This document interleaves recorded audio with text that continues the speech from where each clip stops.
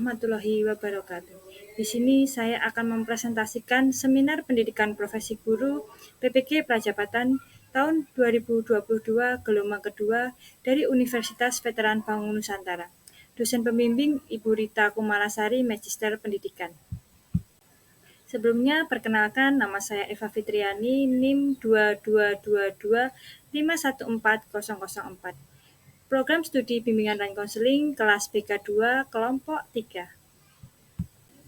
Di sini saya akan menyampaikan tentang refleksi pengalaman belajar, desain inovasi dan rencana tindak lanjut, dan paradigma baru.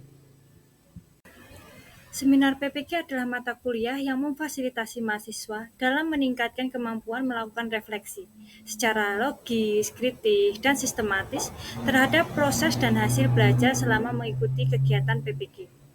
Melalui seminar PPG, mahasiswa diajarkan bagaimana melakukan refleksi pembelajaran sehingga mereka dapat mencerna proses belajar mereka secara kritis dengan mengaitkan seluruh proses pembelajaran untuk menyampai pemahaman berbasis data, serta memahami kekurangan dan kelebihan mereka dalam proses belajar dan cara menindaklanjutinya untuk meningkatkan keberlanjutan.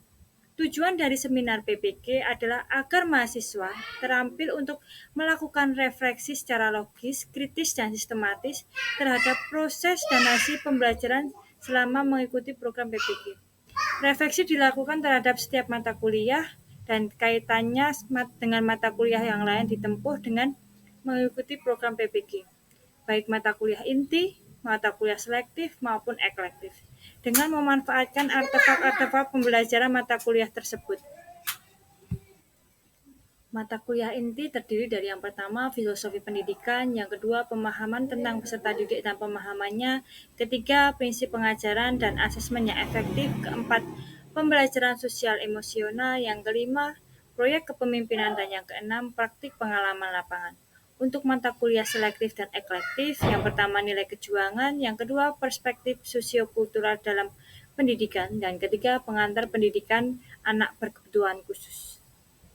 Refleksi pengalaman belajar yang dipilih, yang pertama filosofi pendidikan, yang kedua perspektif sosiokultural dalam pendidikan.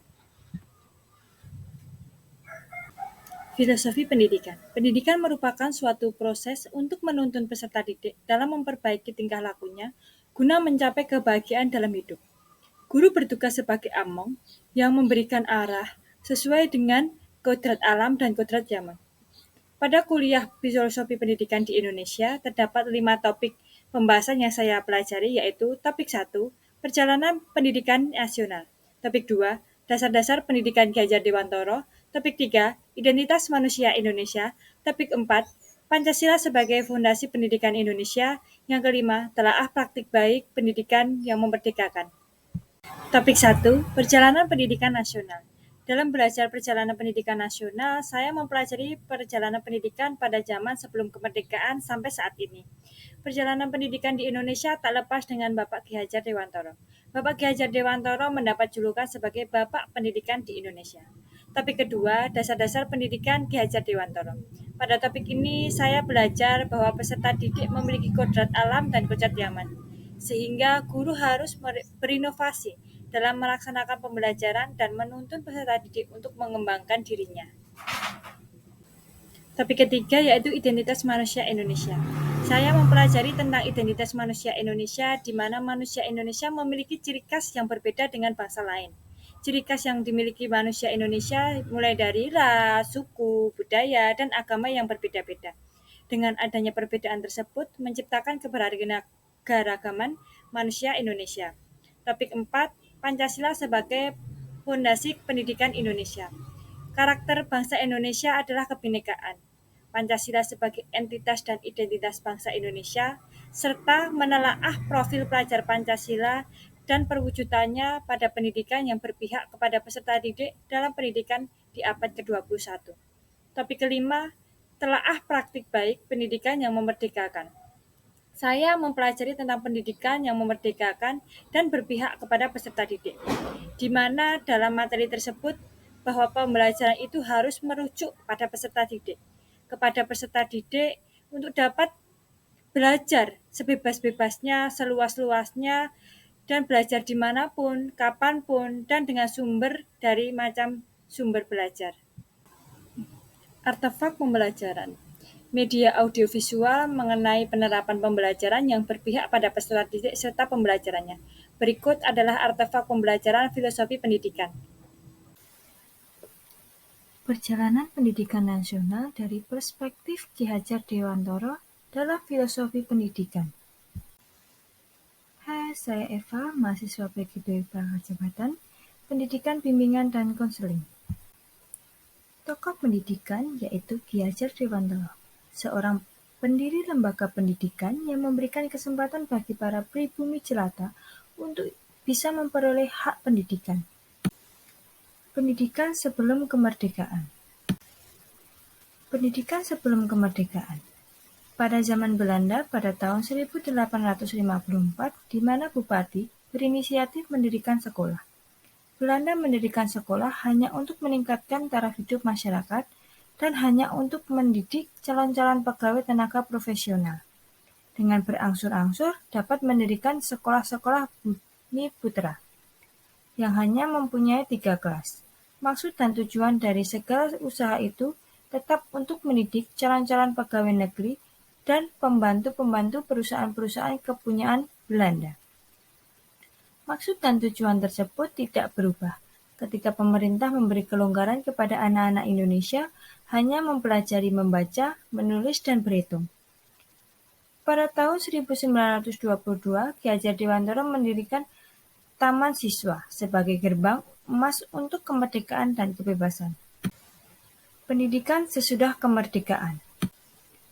Setelah Indonesia merdeka, sekolah sudah mulai banyak dan kurikulum sering berganti. Membatasi peserta didik mempelajari hal-hal tertentu, guru-guru fokus menyelesaikan materi tanpa tahu pemahaman peserta didik. Hal tersebut merupakan belenggu pendidikan di Indonesia saat ini. Solusi untuk terlepas dari belenggu tersebut, implementasi kurikulum merdeka. Peserta didik diberi kebebasan dalam belajar sesuai dengan bakat dan minat, mengembangkan cita rasa dan karsa dengan memilih laku sesuai dengan nilai budaya lokal dan profil pelajar Pancasila. Peran guru. Kebebasan di sini bukan berarti malas, tetapi seorang guru ditugaskan mendidik, mengajar, mengarahkan, melatih, menilai dan mengevaluasi peserta didik. Guru harus mampu mengidentifikasi bakat setiap peserta didiknya supaya dapat memberikan pengarahan dan pengembangan sesuai dengan bakat dan minat yang dimiliki peserta didik. Sehingga, tujuan pendidikan untuk mewujudkan keselamatan dan kebahagiaan bagi peserta didik sebagai manusia dan anggota masyarakat. Pembelajaran pada peserta didik, guru sebagai pengarah dalam proses pembelajaran.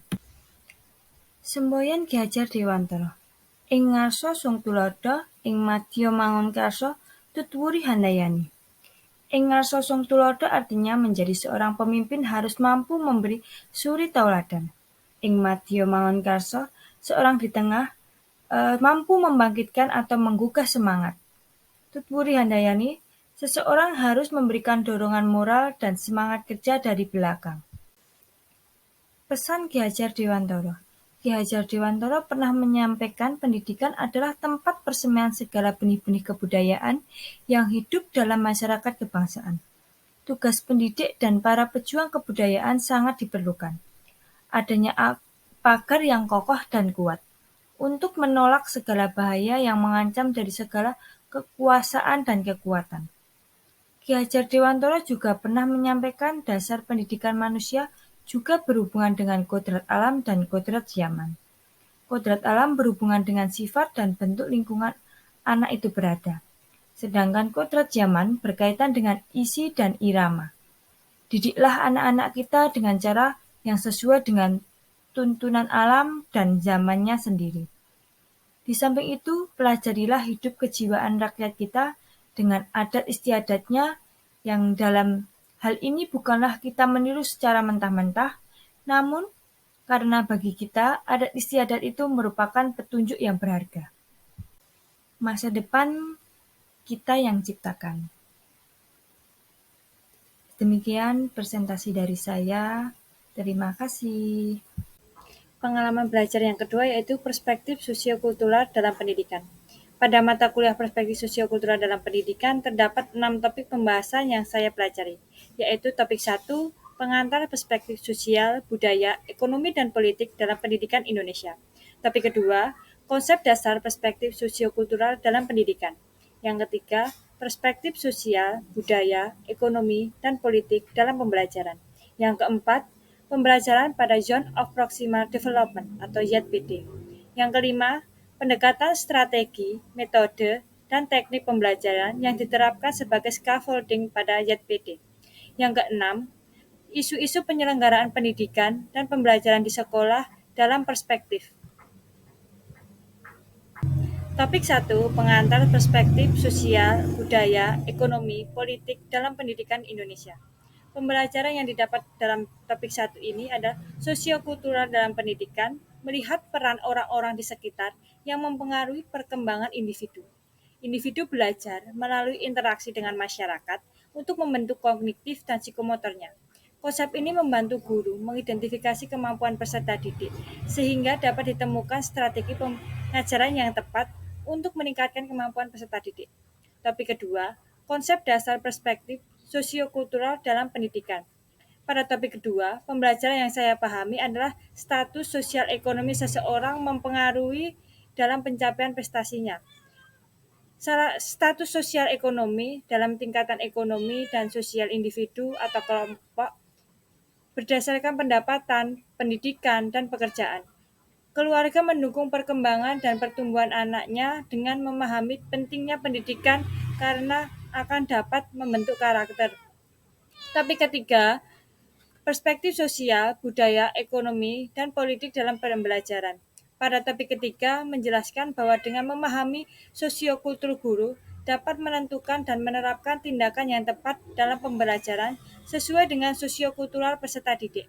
Perspektif ini perlu diperhatikan untuk strategi pembelajaran yang efektif untuk peserta didik, sehingga peserta didik memperoleh kemajuan pembelajaran yang baik. Topik keempat yaitu pembelajaran pada Zone of Proximal Development atau ZPD. Pada topik keempat, kita mempelajari bahwa ZPD penting diketahui guru agar dapat mengelola pembelajaran secara efektif, karena ZPD merupakan jangkauan waktu di mana seseorang mendapatkan bantuan oleh orang sekitarnya. Apabila seseorang yang mendapat bantuan tersebut mulai terbiasa melakukannya sendiri, maka bantuan tersebut mulai dilepaskan, sehingga akhirnya seseorang tidak memerlukan bantuan dari siapapun. Topik kelima, pendekatan, strategi, metode, dan teknik pembelajaran yang diterapkan sebagai scaffolding pada ZPD. Nah, guru perlu memahami dan mengaitkan penggunaan pendekatan strategi, metode, dan teknik pembelajaran dengan ZPD peserta didik agar penerapannya sesuai dengan ZPD peserta didik. Topik keenam, isu-isu penyelenggaraan pendidikan dan pembelajaran di sekolah dalam perspektif. Pada topik keenam ini memuat permasalahan sosial, budaya, ekonomi, dan politik sebagai bahan pertimbangan guna mengambil keputusan akademik diperlukan dan yang dipahami. Hal ini bertujuan untuk memahami karakteristik peserta didik sebagai bagian dari masyarakat, sehingga pendekatan-pendekatan yang untuk menyelesaikan suatu permasalahan di sekolah atau di pendidikan disesuaikan dengan situasi sosial, budaya, ekonomi, dan politik peserta didik. Artefak pembelajaran perspektif sosiokultural dalam pendidikan adalah sebagai berikut ini. Assalamualaikum warahmatullahi wabarakatuh. Di sini saya Eva Putri dari program Studi Bimbingan Konseling Publik Kelas 9. Saya akan menjelaskan tentang refleksi topik 1 dalam mata kuliah perspektif sosiokultural dalam pendidikan. Pokok pembahasannya yang pertama, mengantar perspektif sosial, budaya, ekonomi, dan politik dalam pendidikan di Indonesia. Yang kedua, pendidikan zaman penjajahan. Yang ketiga, hal-hal yang perlu dilakukan pendidik. Yang keempat, treatmen terhadap peserta didik. Yang kelima, keterlibatan topik dengan mata kuliah lainnya. Yang selanjutnya, upaya untuk menyelesaikan topik. Dan yang terakhir, hambatan dalam mempelajari topik. Mengantar perspektif sosial, budaya, ekonomi, dan politik dalam pendidikan di Indonesia. Pendidikan dan psikologi digunakan untuk menggambarkan kesadaran akan keadaan individu yang dipengaruhi faktor sosial, ekonomi, budaya, dan politik dalam perkembangan pendidikan di Indonesia. Konsep multikulturalisme dilakukan dengan cara memberi penekanan pada pentingnya keberagaman budaya. Perjalanan pendidikan ini kita belajar bahwa pendidikan saat ini sangat berkembang karena berpegang pada prinsip Pancasila yang menjadi acuan dalam bertindak dan berperilaku. Dalam berinteraksi, kita perlu belajar saling menghargai, mengapresiasi, serta toleransi, karena berasal dari berbagai macam agama, sosial, ekonomi, dan politik yang berbeda-beda.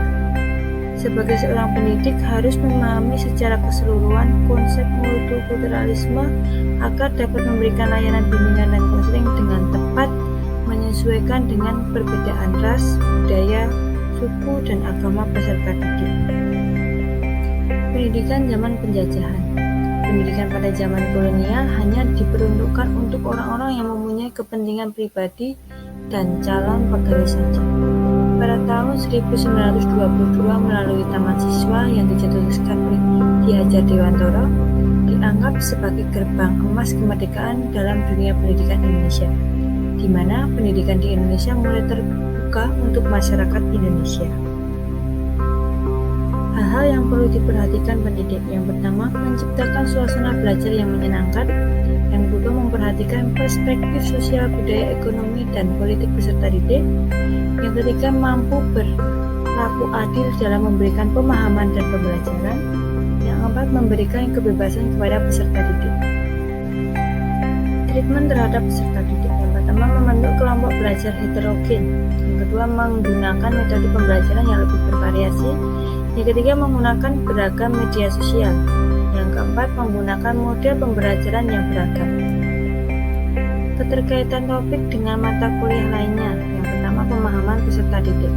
Dalam proses pembelajaran, pendidik harus memperhatikan faktor sosial, budaya, ekonomi, dan politik peserta didik. Dalam mendidik, peserta didik dengan melihat berbagai sudut pandang, lebih memahami dan menuntun mereka untuk mewujudkan cita-cita mereka setingginya.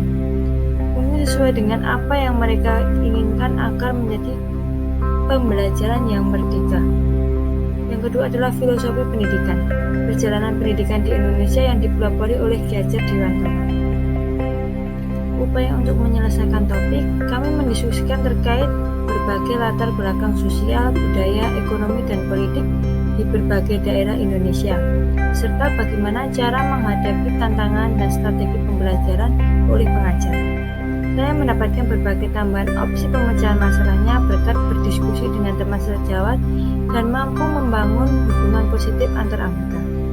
Setelah mempelajari topik ini, saya memahami bahwa pentingnya seorang guru untuk paham tentang teori sosiokultural.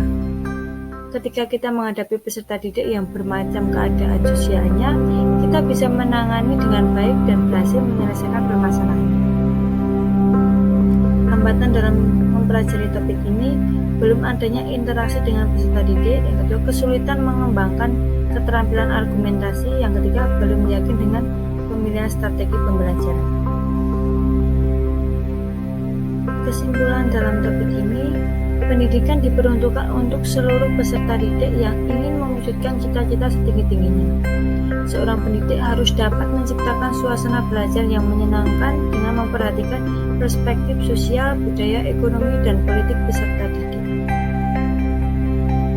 Terima kasih atas perhatiannya. Demikian yang dapat saya sampaikan. Kurang lebihnya mohon maaf. Wassalamualaikum warahmatullahi wabarakatuh.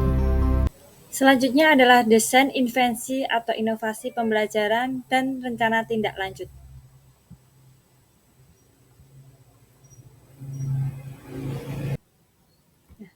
Latar belakang. Setelah mempelajari mata kuliah pendidikan profesi guru, rencana ke depan yang akan diterapkan yang pertama, menerapkan model pembelajaran yang inovatif sesuai dengan karakteristik peserta didik. Yang kedua, meningkatkan penerapan model pembelajaran berbasis HOTS. pada pendidikan abad 21, banyak capaian pembelajaran yang harus dilaksanakan dalam setiap tahapan pembelajaran. Dengan mengikuti kurikulum yang selalu berubah, membuat saya harus mengembangkan kualitas pengajaran dalam satuan pendidikan. Dengan meningkatkan inovasi teknologi yang dilakukan oleh guru, dapat meningkatkan minat belajar peserta didik. Desain inovasi. Media adalah segala sesuatu yang dapat digunakan untuk menyalurkan pesan dan dapat merangsang pikiran, dapat membangkitkan semangat, perhatian, kemauan peserta didik, sehingga dapat mendukung terjadinya proses pembelajaran pada diri peserta didik. Dalam pemberian layanan BK, dapat menggunakan media poster dan media leaflet. Nah, dalam pembelajaran media poster dan leaflet dapat menggunakan teknologi informasi dan komunikasi seperti aplikasi Canva. Leaflet merupakan salah satu layanan bimbingan konseling yang dalam bentuk cetak dan dapat dilipat serta diberikan berisi informasi dalam bidang pribadi, sosial, karir, belajar. Nah, dari beberapa media bimbingan dan konseling harus dikembangkan menjadi media kreatif dan inovatif. Guru BK untuk menghasilkan produk yang mampu menjembatani penyampaian pesan, bimbingan dan konseling yang dapat merangsang pikiran, perasaan, perhatian, dan kemampuan peserta didik untuk menangkap pesan yang tepat. Media BK tersebut dapat berbentuk media cetak dan media digital. Nah, pada era yang semakin berbasis teknologi, nah di sekolah harus bisa terbiasa dengan media online. Nah, di mana teknologi yang digunakan itu berbasis internet atau media interaksi antara guru BK dengan peserta didik. Dari pengembangan media bimbingan dan konseling tersebut juga bisa disajikan secara online, bukan hanya pada sekolah saja. Nah, bisa kita mengupload hasil dari membuat poster. Nah, kita bisa menguploadnya dalam Instagram. Nah, disitulah ada interaksi dengan teman yang lain dan juga dengan guru BK. Nah, untuk poster untuk yang dicetak, kita bisa menempelkan dalam mading agar teman-teman yang lain bisa membaca poster tersebut. Nah, salah satu media yang saya kembangkan itu interaksi menggunakan PowerPoint.